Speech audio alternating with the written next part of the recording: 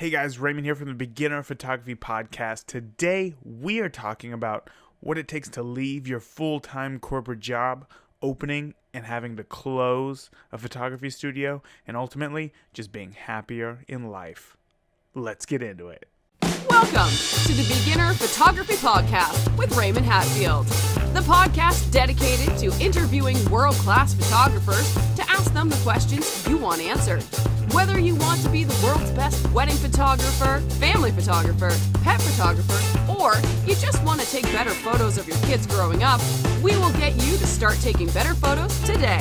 Here with you as always, husband, father, home brewer, LA Dodgers fan, and award-winning Indianapolis wedding photographer, Raymond Hatfield. Hey guys, thank you so much for joining me today here on the Beginner Photography Podcast. I'm really excited about today's episode. It is one that I think has the most amount of value, just drops of any other podcast that I've ever had. There are so many direct quotes from this week's guest that it is just going to inspire you to live not only a happier, healthier life, but really tell you exactly what it's going to take to, and what you need to leave your full-time job and go full-time in photography. So it is a really great episode, and like I said, I can't wait to get into it. But first, congratulations on making it to 2017. You survived. Great job. Man, 2016 is, and I'm not gonna lie, I'm actually recording this in 2016. So this is the past right now. You're listening to me I may not have made it to 2017. You'll have to find out till next week if another episode is uploaded or not. But yeah, this is the end of the year, and it has been an absolutely crazy year, I think, for everybody. Lots of ups, a lot of downs. But I've been getting a lot of inquiries about the bridal show that I did a few weekends ago that I told you guys about. So I wanted to give you guys a bit of an update. And what I mean by inquiries, I mean from you guys, from other photographers, you guys listening to the podcast. Not brides. Not brides. It really kind of, I don't want to say that it grinds my gears, but it's really unfortunate because I had always figured, you know what, bridal shows, not my gig. I don't know why, but I don't think that my bride is the type of person who would go to a bridal show. Then I went to this bridal show, and same thing. No bookings, no inquiries, no nothing. I tried to drive traffic to my site afterwards. I emailed everybody directly multiple times. Even had a giveaway on Facebook Live to try to collect more engagement there, and yet nothing. And here's my predicament, right? I'm not bitter, okay? And it might sound like it, but honestly, I'm not. It's just one of those things that, again, I had this feeling and it came true. But, when you think about it, there's a lot of photographers who make most of their bookings, if not all of their bookings, from bridal expos, which tells me that either that something went wrong somewhere. Maybe it was on my part. Maybe it was on the bridal show itself, right? I mean, the bridal show, this was its first year, and it was in a higher scale part of Indianapolis that I thought would attract more of the right brides. And maybe it did. However, it was so close to Christmas that I think, the days after the bridal show are really the most important, because you need to connect with those brides. You need to remind them who you are, so that they remember you and that you stay relevant. But it's so hard to cut through that noise of Christmas and everybody's, did I buy enough gifts? Where are we going? Are we going to his parents? Are we traveling? Or, what's going on? That I think that important communication might have got blurred a little bit. And that little bit of blur ultimately might be a good thing for me, because it might mean that brides are interested. They're just still busy with life right now. One thing I am going to try is that now that it's after the first of the year, if you're listening to this, I'm gonna reach out to them sometime this week, probably towards the end of the week, just to send them one last email. I've already emailed them twice, everybody twice. I'm gonna send one last email to say, hey guys, I hope that you guys had an incredible New Year's. Maybe I'll even offer another deal. I didn't think about that till right now. Maybe I'll say something like, I know that, something to the effect of, I know that you're engaged. If you have another friend who is engaged and you're, and you point them in my direction and we sit down and we have a meeting or something, then I'll give you an additional, 20 by 30 canvas print or something like that, right? 16 by 20 canvas print. That really doesn't cost me that much to make. However, it's a beautiful addition that somebody might really love to have. And ultimately, it might lead to an additional booking. So once again, we'll find out. We'll see how it goes. I'm going to try to make the best of it. But if nothing comes of it after this next week, then I don't know. I guess I'm just gonna have to wait. I did talk to the other photographer who convinced me to go to this bridal show. Asked her about how inquiries were going for her, and she said the same thing. It's just been radio silence. So, again, I'm not saying that bridal shows are a waste of time. It's just unfortunate that I've always kind of assumed that they weren't for me, and yet we're in this position that kind of reaffirms that they're not for me. But again, only time will tell. So I really hope that you guys had an incredible holiday season, whether it was Christmas or Hanukkah or whatever it is that you celebrate. I know that a ton of you out there got new cameras. Maybe somebody in particular got a 5D Mark III that I saw on Instagram, and that is super exciting. Maybe you got friends who also got new cameras or something, and I'm gonna, I'm gonna go out there. I'm gonna be completely transparent. I'm gonna ask if you guys told them about this podcast and you got them to listen and, really find their passion for photography. I would be forever grateful. Forever grateful. This year I've this will be the first year that I've decided, what, I really need to set goals, because at the end of I went full time in 2014.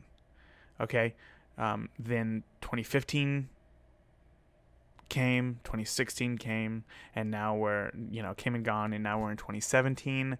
And I feel now that I'm at the end of 2016, it's hard, because you wonder, how did the year go for me? I don't know.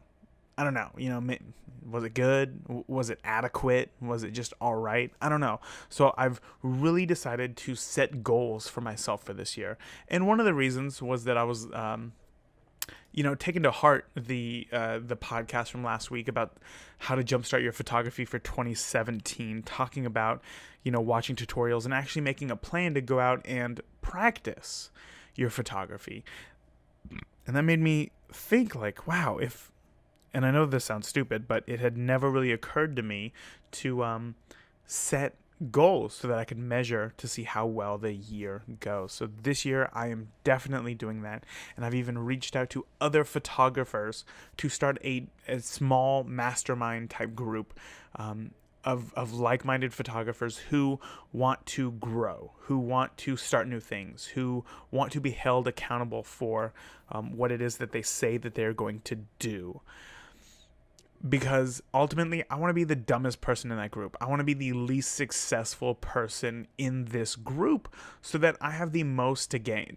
I have the most to suck up. I have the most to learn. I have the most to just to be inspired by osmosis, right? I want to be around successful people, because that is what is going to drive me to be successful. If you surround yourself by negativity, well, that's never fun or happy. It's hard to be a really happy, outgoing, excited person when you're surrounded by people who just think that the whole world is out to get you. So being surrounded by the people who I know really want to better their personal lives, better their businesses, and have big plans and are going to make actionable goals is going to make me do the exact same thing. And having that accountability on myself is really going to push me to get more done, or to get the right things done, I guess. So that is what I'm going to do. And one of my goals this year is to grow the podcast. And I've set a goal for myself, and I really want to reach it, right? But I need your help. I really do. I really need your help. If you, like I said, know anybody who maybe got a camera for Christmas, I would be so forever grateful if you just pointed them in the direction of the podcast and said, really, if you want to, and this is only if you have ever taken away any value from the podcast. If you listen to this and think that it's garbage and you just listen to it to laugh at my voice, then please don't send people along if you don't find anything useful in this podcast. But if you have ever found anything helpful, if you've ever found anything useful, if you've ever implemented anything or changed the way that you thought about something, and it's just made you happier about photography or more excited about photography, once again, please point them in the direction to this podcast, because growing the podcast is going to mean that I can get, really big name guests that you have been asking for, and they're going to be able to share the information that you want to know. So again, that's it. That's all I got. I'm not going to sell it anymore. If you guys are, you are, and I'm so happy. If you're not, I mean, that's fine as well. I just appreciate that you're listening to it today. So okay, I think that we should get straight into this episode. Again, guys, it is so packed full of great information that you are, if you don't get anything out of this podcast, we're going to have some words afterwards. All right, we're going to go ahead and get on into this podcast interview right now. Let's go. Today's guest does it all. When I say he does it all incredibly well. From wedding photography, street photography, editorial photography, landscapes, environmental portraits, commercial work, he also hosts workshops and does one-on-one mentoring. All of this he created after leaving his corporate career. Today, I'm talking to Jeremy Scott. Jeremy, thank you so much for coming on the Beginner Photography Podcast. Thanks for having me.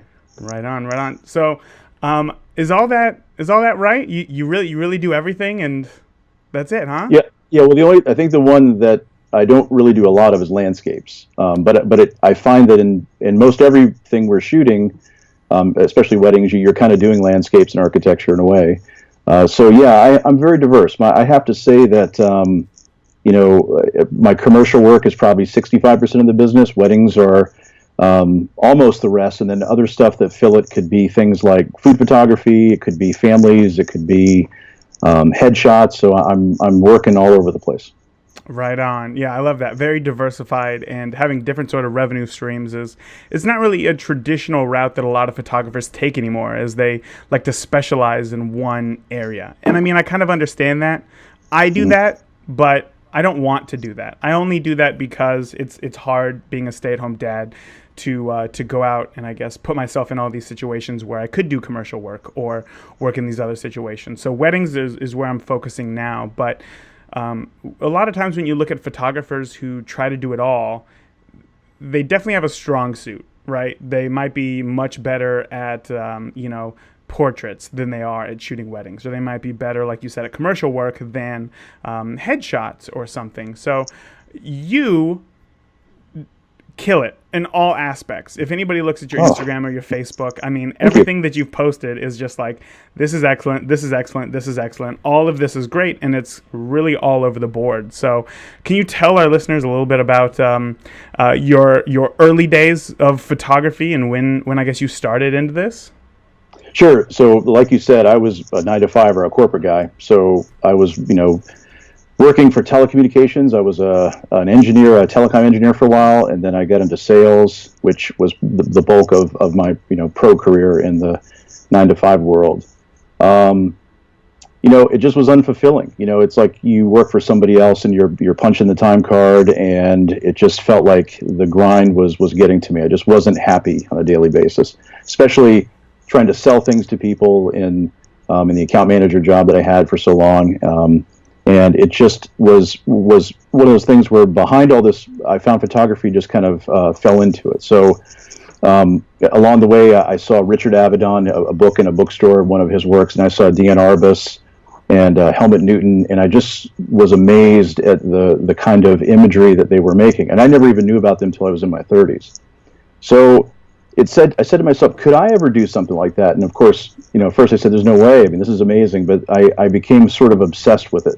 And so 14 years ago, I bought a Fuji S3 Pro, It's a 6 megapixel camera. I don't know if you've ever heard of it, but it's I one have, of the first. actually. Okay, so one of the first DSLRs. It was kind of like the wedding one. I know you shoot Fuji, so you probably love that too. That it was a Fuji. So that was my main camera. Then I got the S5 and really didn't know what I was doing. I mean, the internet wasn't really chock full of information about photography then, as it is now. Now you can find anything you want. So I just was shooting anything and everything I could. My girlfriend. I was shooting, my pets, neighbors. But I gravitated towards people. That was the main thing that I always came back to, was portraits. So shooting that over the years, it started with modern pinup. I was living in California at the time, and car culture and the rockabilly scene was big there, and as it still is. But that was a particular time when, for me, I stumbled upon the right people. So I found some car club guys. They had some chopped Mercuries, and they said, hey, if you want to bring some girls down here and do the modeling thing, let's do it. But I didn't want to do the cheesy, put your finger up here and do the whole, this stuff, like you'd see in old pinup calendars. I didn't want to do the cheesy cheesecake stuff. I wanted to make it a little more moody. And I don't know why. I mean, I don't really know what prompted me to do it, but that's when I started getting into the lighting. So I had some studio heads, and I was, I had a studio that I shared in Sacramento where I lived at the time with some other photographers. And, I would take that stuff out to the field with like a car battery, basically, and get 90 shots out of it and just start, doing environmental portraits with off-camera lighting. So I was, one of the original strobists, if you will, but just had a lot bigger, speed light. Using car batteries, that's hilarious. Did you have the studio at the time while you were still working at your corporate job, or had you already left at this point? Yeah, so everything that I'm telling you is in conjunction with the corporate job. So I'm funding the gear, and I'm working on the weekends like crazy. In photography, I'm not working, but I'm having fun. Making photos and creating on the weekends, editing. After work, and then something happens along the way. Yeah, and I had a studio that I was sharing, and again, it was more like a clubhouse. It wasn't that it was producing any money. We were all losing money, but it was just a labor of love. That's all it was for, 8 years, straight 8 years. Just a loss of money, but it was the best time I ever had in my life. So, yeah, that's really interesting that you say that. There's a lot of times where I get a lot of listeners ask me if or when they should decide to get a studio, no longer if, you know what I mean? So I think that now the culture has really changed a lot, and people can work from home. They don't need to get a studio. But I suggest that if they do get a studio, make sure that it makes sense financially. And here you are saying like, oh no, we were losing tons of money, but boy, was it a blast. Yeah, it was really just a meeting place for us to have parties or do shoots. And again, most of it wasn't for money. When I say money, if we got paid, it might be like $50 to do a family shoot for 2 hours. But again, you spent more on the roll of paper than you did, on anything else. So that's what I was doing. But what happened along the way is that while I'm doing this, and I'm doing these modern type pinups, and I'm shooting like weird, I would call them kind of eccentric portraiture, where I would kind of create these characters, and I'd be very involved in the art direction and say, we need to have these specific outfits. We're going to shoot here. And so I was already crafting the world, that I wanted to be in with the portraits, which was, my place, which is I could take anybody, even the person next door, and make them look like a character in a movie. So I love the cinematic feel of that. So that's what I was doing. I also became at that time like a real student of lighting, so the Hollywood lighting, Rembrandt patterns, loop, butterfly, all that stuff. That was really like the technical foundation for everything. Is that if you don't know how to properly light someone's face, it just looks wrong, in my opinion. So everything I do, whether I'm bouncing flash, whether I'm using off-camera flash or using natural light, I'm concerning myself with the lighting patterns and with the position of the light. Okay, so do you want to walk me through when you decided to leave your job? Or when you were at your job, obviously I'm assuming that it was there for a while, so your coworkers knew that you did photography on the weekends? Yeah, there came a point where I was hiding it, because as I started to get gigs and get paid, even though it wasn't very much back then, I didn't want, there'd be a conflict and then say, hey, well, if you love photography so much, go do that, because I would have I'd have been homeless, right? Right. So I only went full time, believe it or not, just 3 years ago. I mean, full time commercial 3 years ago, and it was the scariest thing that I ever did in my life. So, I mean, the reason why it happened was because the workload got so intense from photography and then working my regular job that I had to make a choice, because it was like, I'm doing corporate gigs. The weddings started to creep in a little bit, and again, 3 years ago, I've just gone from doing maybe 3 weddings a year to now I've got 8 on the books for next year. So again, I'm not a 50-year wedding guy. I mean, it's only a small percentage of the work, but I can already see that what's going to happen in a couple years. I mean, it's going to be like I need to make a decision, right? Because weddings are so they're just time consuming. I'm sure we'll get into it, but there's a lot to it. There's a financial thing to it. There's a sort of job security with weddings. And to me, there's a challenge of weddings. I mean, you shoot everything in a wedding. So it's like, creatively, I can just, go crazy. I don't have to be limited to something. So 3 years ago, I went full time, and it was like, I told my wife, I said, this is going to be risky. I don't know what's going to happen. There's not going to be any more corporate umbrella. The Kool-Aid's not there. It's going to be scary.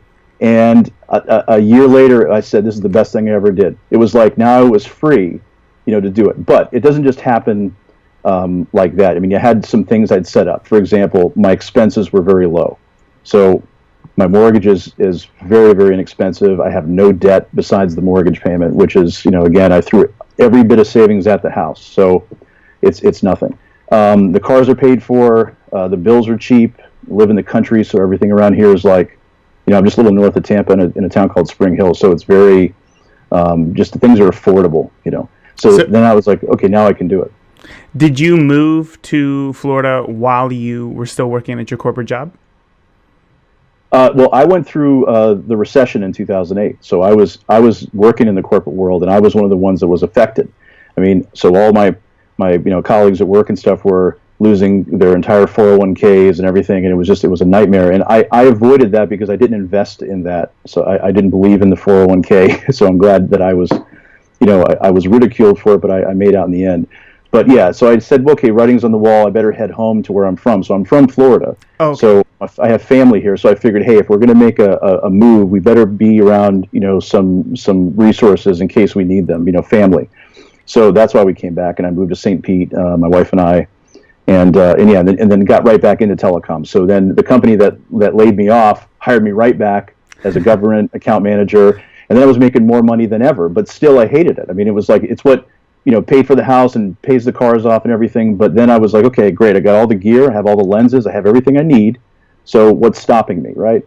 And it was just the fear of saying I'm going to work for myself. I don't have to answer to a boss. I mean, maybe that's the reason people don't let go so easy, is because there's a kind of security when somebody is above you saying, I'm going to take care of it for you. But you can take care of it yourself if you just try. So yeah, I think that a lot of it is that we're just kind of, our whole lives have just been like indoctrinated into this idea of like follow the leader, right? Like when you're in school, you listen to your teacher. When, as you grow up, you get your first like day job, you listen to your boss. And these things just keep on going until you're at the point to where you realize, oh, I'm not doing anything for myself. Like I don't know how to do anything for myself. Like sure, you're a self-sufficient adult and you can live with your bills and your mortgage and buy things that you want, but at the end of the day, like you're not making your own money. Somebody's paying you money to do their work. So I can easily see how it's such a scary process to go to work for yourself, especially with all the loopholes or regulation that's involved in running your own business that we're just not accustomed to. We've never been educated on these things, and it's like you have to figure these things out when you jump right on into it. So I think that it is so great that you took the approach of, I'm going to stay at my job, but I'm going to do everything that I can now until I've reached this, critical point to where I'm set up. The corporate umbrella isn't as necessary anymore, and I can go out on my own. So what did your wife say when you told her, like, hey, you know what? I want to leave my job. I know that it's going to be risky, but we're just going to do this thing.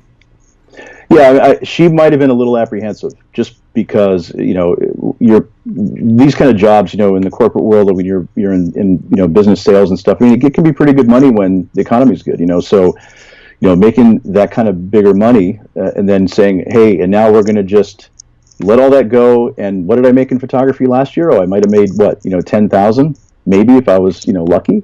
But yeah, I had some things going. I had some good corporate accounts. I mean, so it might have been a little more than that, on the photography side. But it was a total risk. I mean, it was the kind of risk where if it doesn't work, we could lose, everything, the house, But again, keeping the bills down was key.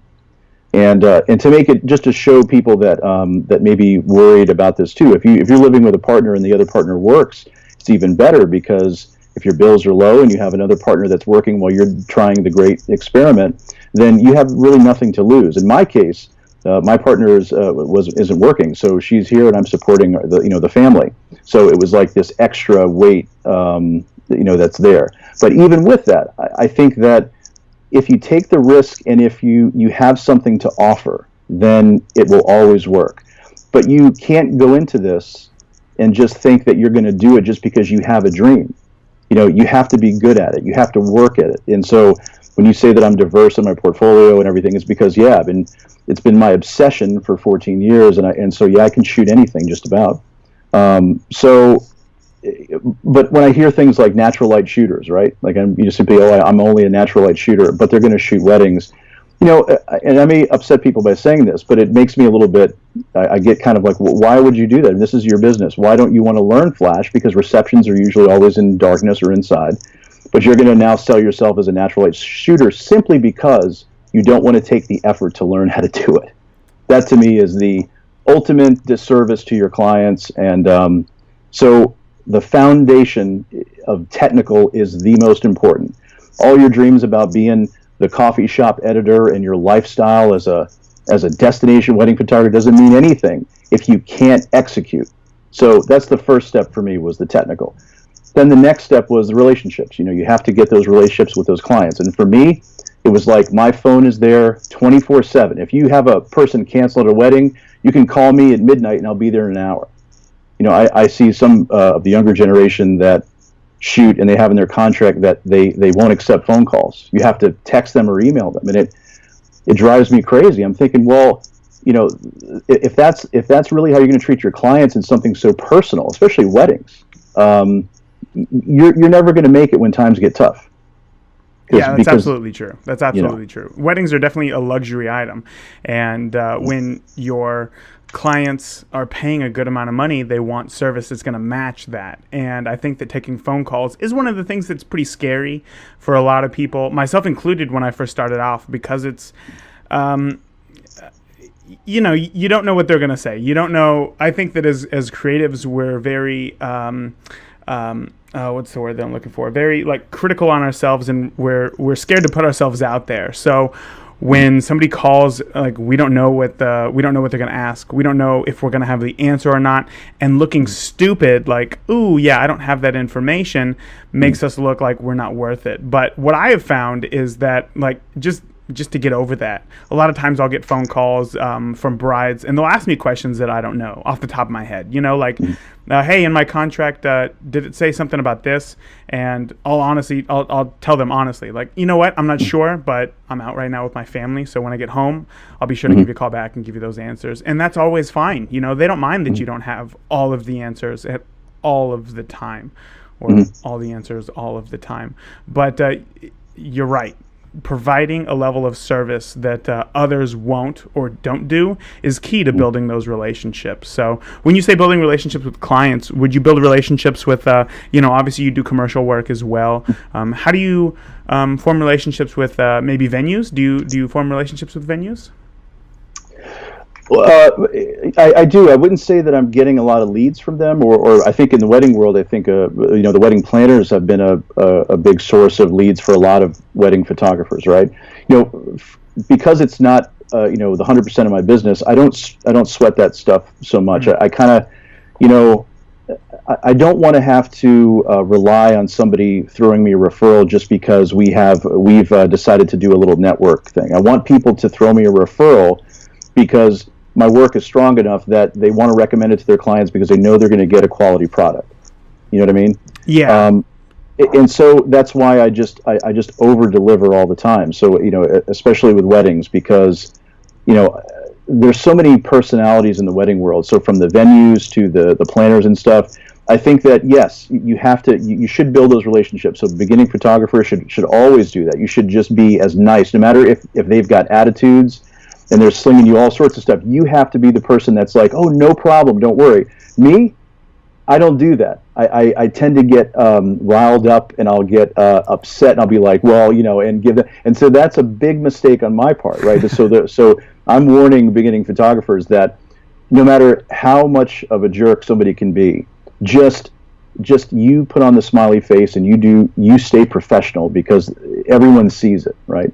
Don't be like me when the church lady comes over and tells me I can't go here after she already told me I could, or and I get mad, or the planner says, it could be anything. So again, I love most everybody I work with, but I think that if I could go back and start all over again, I would be much more happy-faced in the industry. I need to have solid relationships with these people.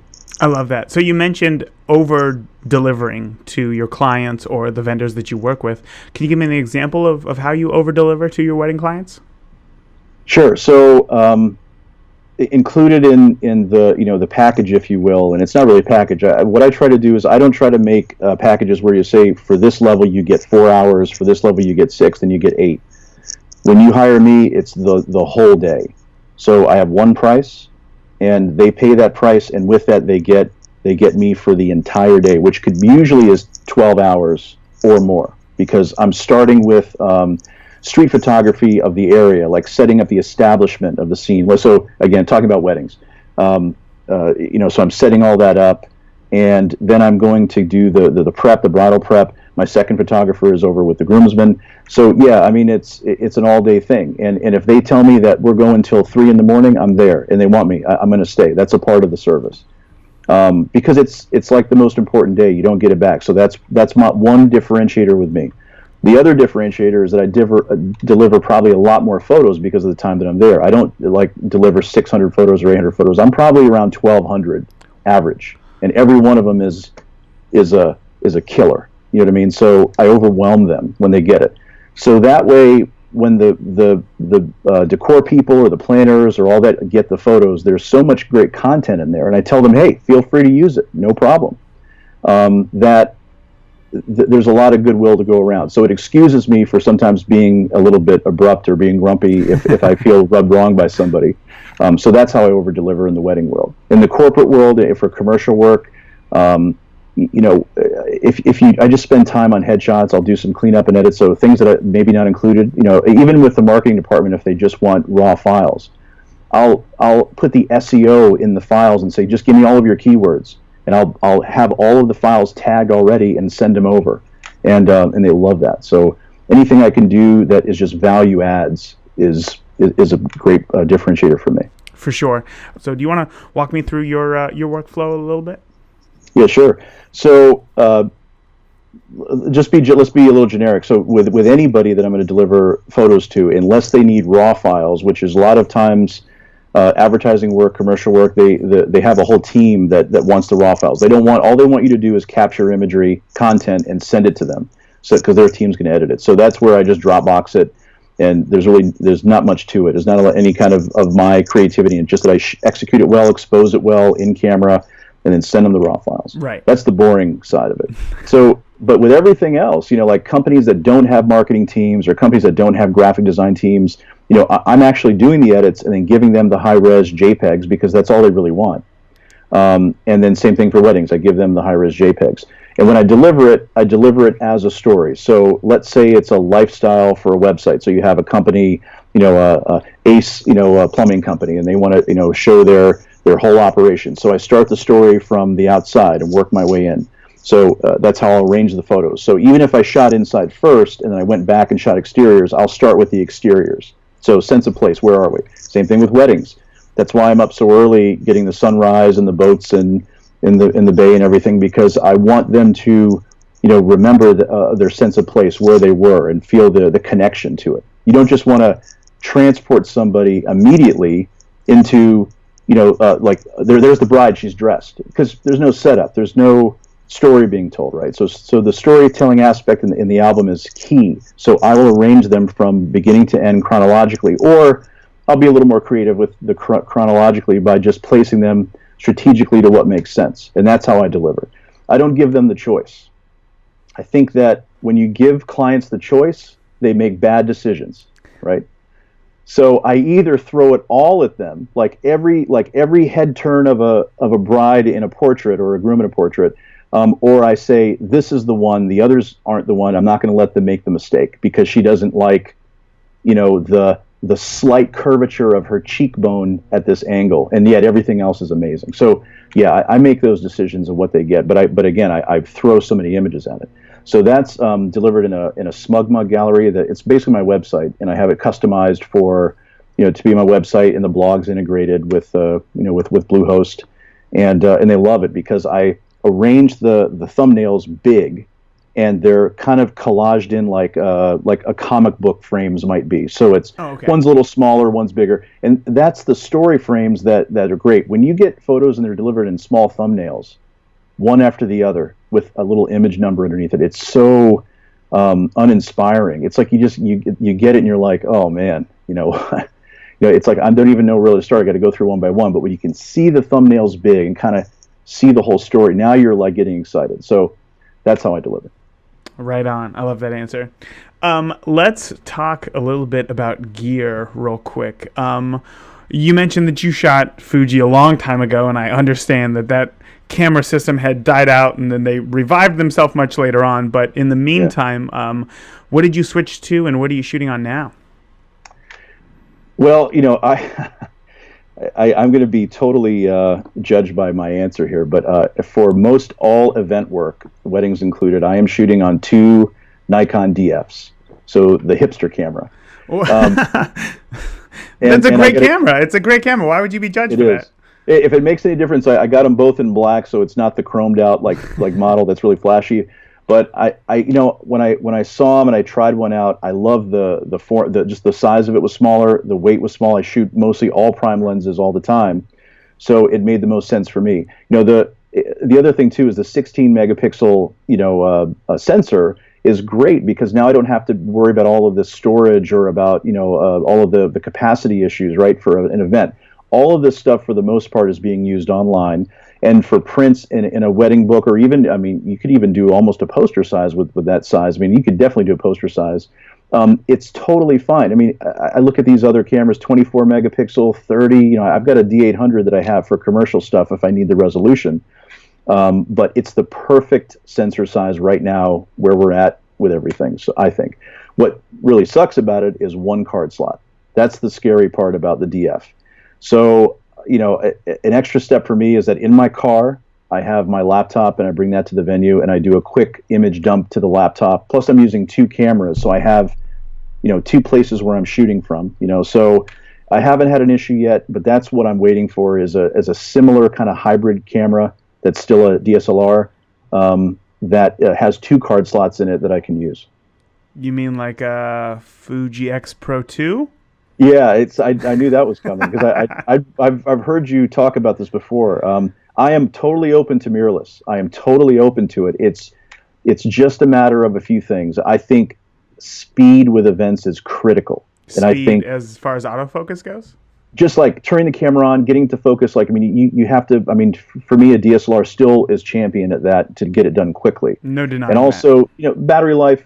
Things like that. However, I've seen the images from the Fujis, and it's my first love is Fuji, and I love what they do with their sensors. I love the look of it, and it's only a matter of time. I'm just waiting for you to keep testing it, and then let me know when it's ready. So. Well, so what are your plans right now? Because the DF is almost 5 years old.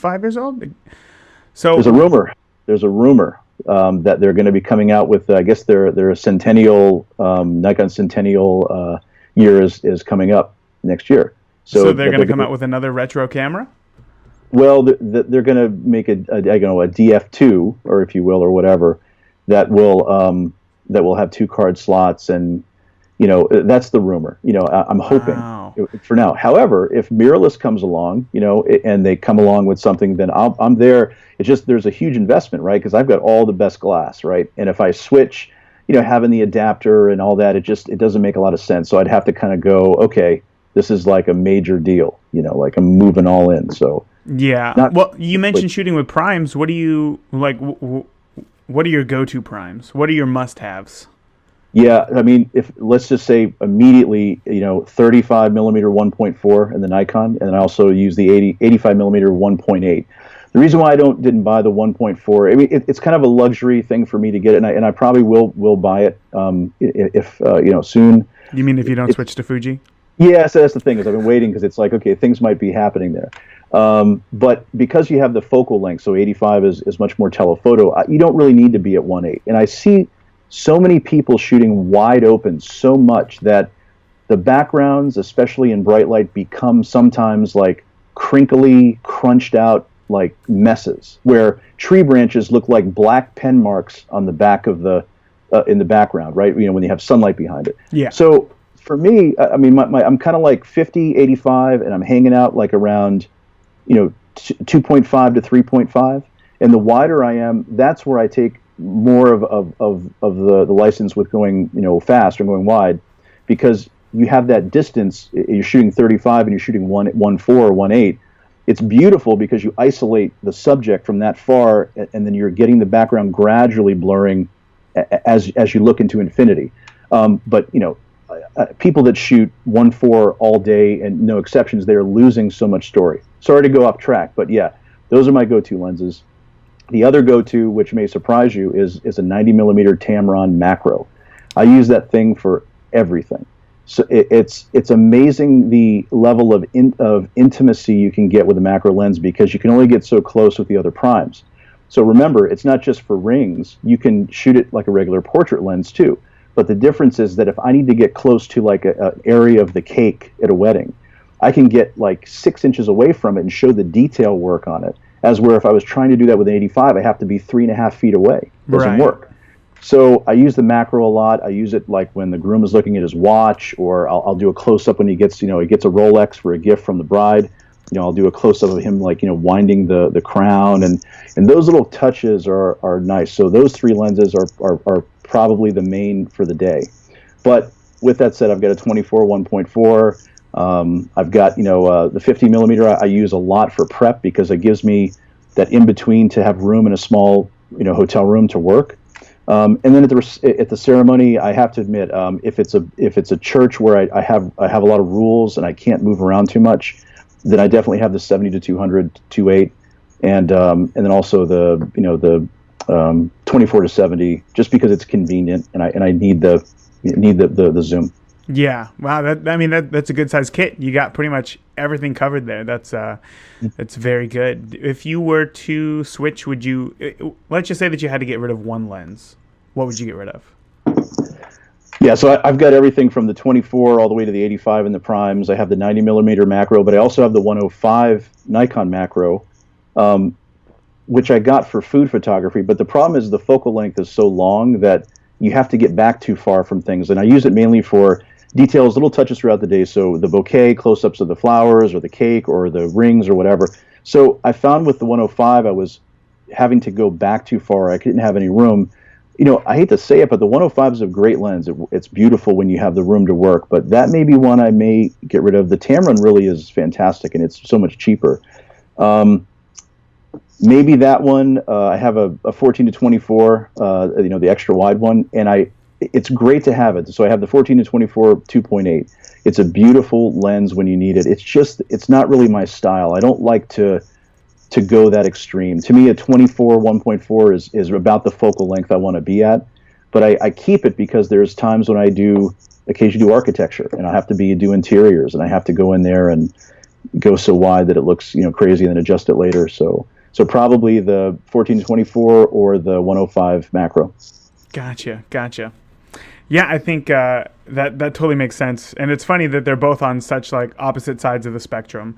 Is that I was the same way. I was shooting Canon for a long time, and I had the 17 to 40, and which obviously isn't as wide as 14, but it's obviously considered an ultra wide. And I thought that I loved it. I thought that having an ultra wide would tell the whole story every time, right? You could get everything in there. All you had to do was just get closer to your subject. But I found that, like you said, it's just not my style.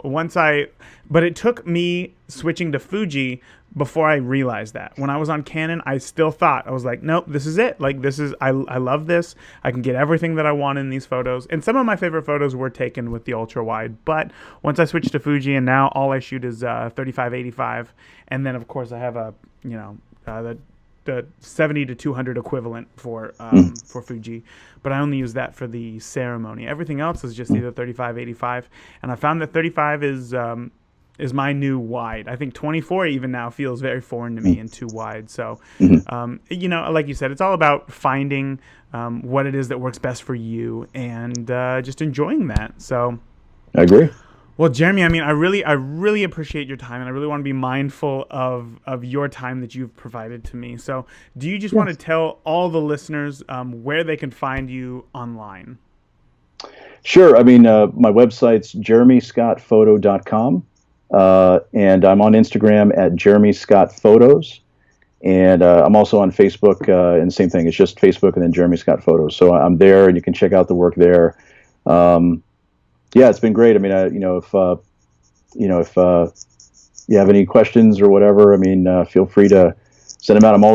I love helping beginner photographers. I do workshops, but I've kind of phased out the group ones, to be honest with you, because I feel like we've become in a kind of culture now in photography where workshops are kind of becoming like a new industry, right? So I don't want to be a part of that industry. I don't want to capitalize on people that are really trying to escape, the rat race and follow their dreams and make a profit on it. So I do private lessons if somebody's really into it, but otherwise people send me emails, or I have students from back when I did the workshops, and I always answer questions, whatever they need, that I can help with. I mean, there's a limit. There's people that I have mentors that are so far advanced that you wouldn't even believe it. But for people that I'm working with, the wedding world and the commercial world that's on, my level at 3 years in, I'm always willing to help and answer questions when I can.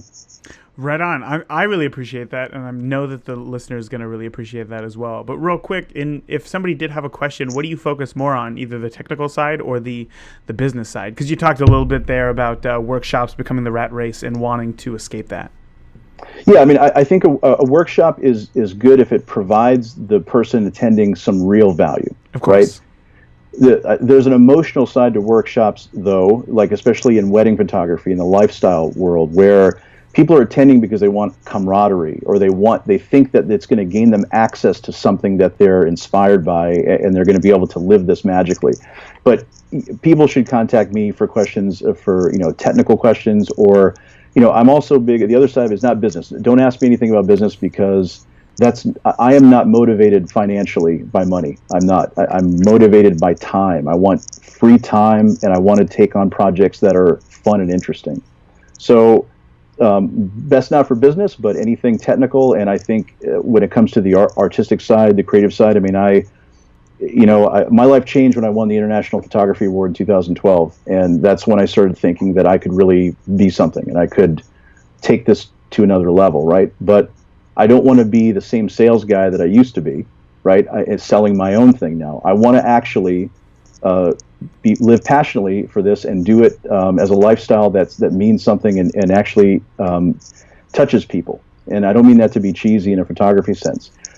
The weddings are so important to me because it's like others talk about in this industry. It's the legacy. I hear this word come up a lot.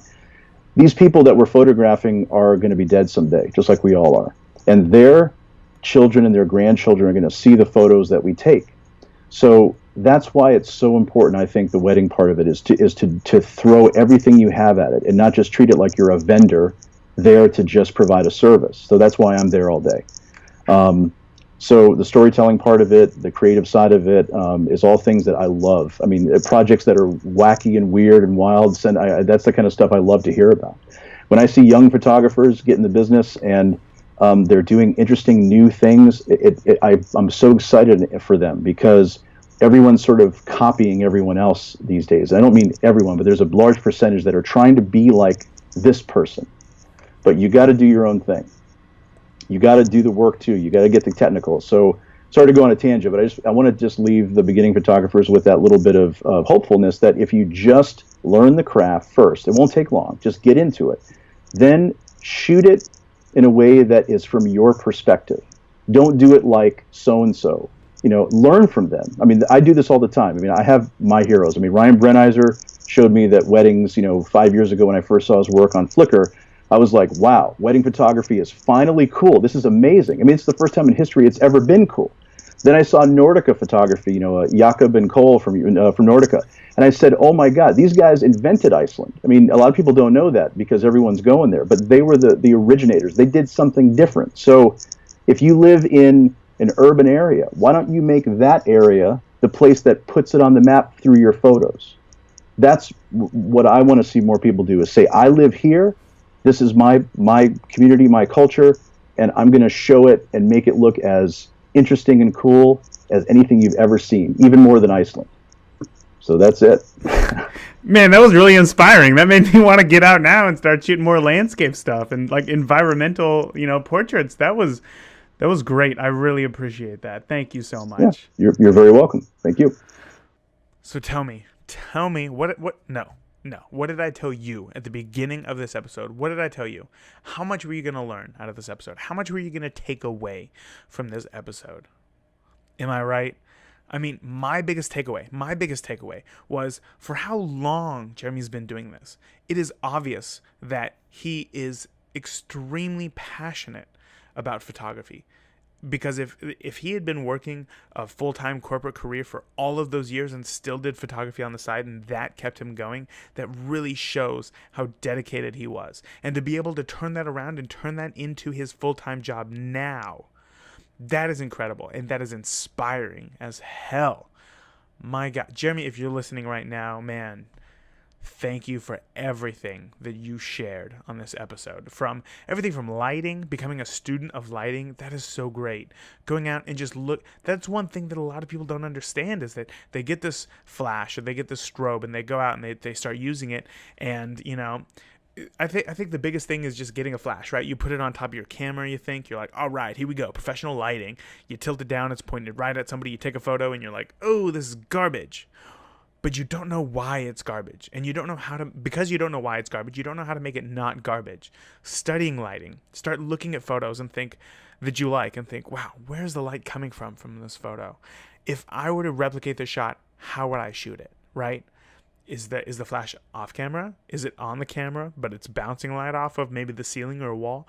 Just try to envision how a shot was taken and really study that lighting. Guys, I would love to hear your biggest takeaway. I think that is one of the most actionable things that you could be doing. And it doesn't take any additional time. You literally just look at photos, which you're going to anyway, from Facebook or, magazine articles, wherever it is that you look at photos, I guess, online. Start looking and just be conscious of where the lighting is coming from. That was my biggest takeaway. And that is what I think that is going to be the biggest benefit for you. But what else? What else was it for you? Was it losing money running a photography studio? That was crazy to me. But damn, did it sound fun. And damn, would I love to be able to be in that position to do something like that. I think that nowadays it might be slightly harder to do something like that with the cost of, running a studio, trying to find other people that you could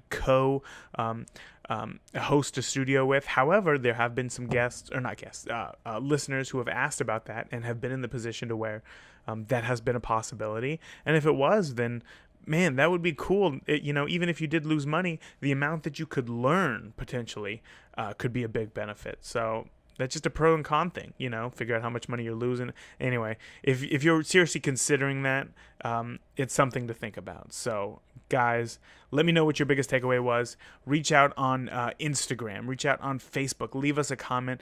Head over to beginnerphotographypodcast.com. Head over to the show notes of this episode, leave Jeremy a comment. Tell him thank you so much for coming on the podcast. Let him know what you learned, and just tell him that you heard him on the Beginner Photography Podcast. All right, that's it, guys. This is the second day of 2017, and I completely forgot to mention our photo a day challenge. you guys need to get on this. It's not too late. Seriously, head over to the Beginner Photo Podcast on Instagram, and you'll see our Photo a Day Challenge guide posted there. Start following along. Take a screenshot. Remind yourself every day to be on the lookout for a photo that you can just, keep in the back of your mind, so that while you go throughout your day, you can try to find something that pertains to the day's subject. And when you're constantly thinking about a photo that you want to take, you're going to grow so much creatively. Your photography skills are going to grow immensely, mostly in your composition. And composition is so much of what makes a great photograph. So guys, head over there. I'm posting mine on my personal account, my R Hatfield Photo Instagram account, if you want to check them out there. And be sure to hashtag it, all of your Photo a Day photos, with hashtag #MyBPP for My Beginner Photography Podcast, because ultimately this is your podcast. This is for you. If you find any of this information useful, let me know, because I want to make more of it. If you find none of it useful, let me know so that I can help curate better content specifically for you. Guys, I think that's it. I think I'm going to wrap this up right now. Again, I hope that you guys had an incredible holiday. I hope that you had an incredible New Year's. And I'm so excited to see your growth for 2017, because we are going to make this the best year ever. I know that sounds like a cliche, but if you're really dedicated, you're going to do it. Guys, until next week, I will see you then. Keep shooting daily on Instagram. Post your photos. Hashtag #MyBPP. I can't wait to see them. All right, guys. Later. Thank you for listening to today's episode of the Beginner Photography Podcast. Be sure to join the conversations on Facebook and Instagram. And if you want any links or resources we talked about in today's episode, check out the show notes at beginnerphotographypodcast.com. See you again next week.